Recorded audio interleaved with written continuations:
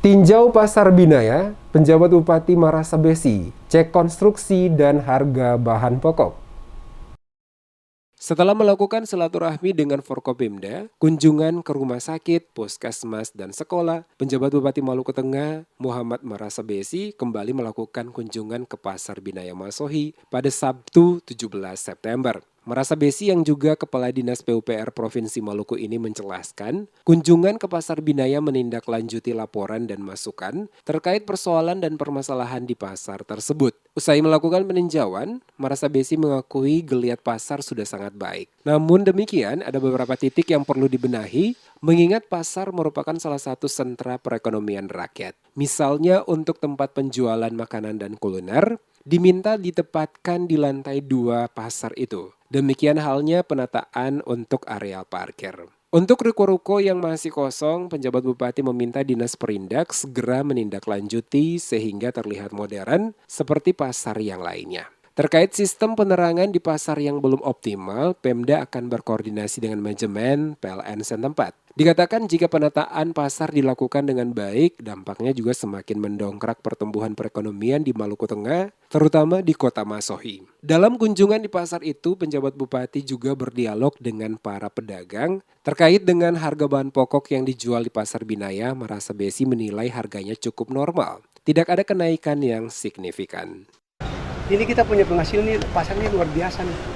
Itu ikan-ikannya segar-segar ya, makanannya juga enak-enak. Dan saya bersyukur, tadi saya tanya ada beberapa seperti apa, ada kita punya sayur mayur ya, dibandingkan dengan saya lihat di provinsi lebih murah di sini, berarti ini lebih bagus. Jadi memang betul kita tidak inflasi. Jadi tadi saya lihat luar biasa, dan pasar ini setelah saya lihat ini sudah bagus, mulai cukup bagus nih.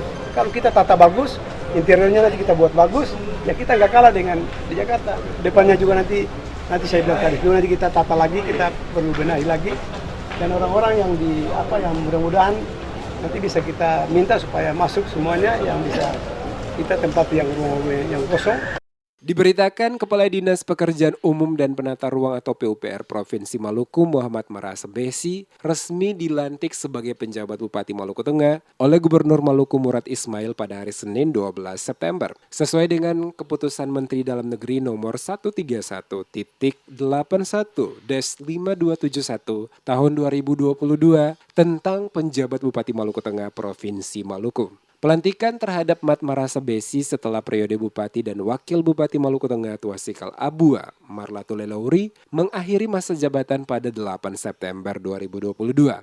Mat Marasabesi usai dilantik menyatakan, penyelesaian tapal batas antara Kabupaten Maluku Tengah dan Kabupaten Seram bagian Barat menjadi salah satu prioritas utama, di samping prioritas yang telah ditetapkan. Disebutkan untuk penyelesaian persoalan konflik tapal batas akan dibentuk tim khusus melibatkan seluruh stakeholder, terutama pakar hukum. Program prioritas lainnya, penyelesaian sengketa tapal batas antar desa dan penyelesaian konflik di Haruku dan menurunkan angka inflasi.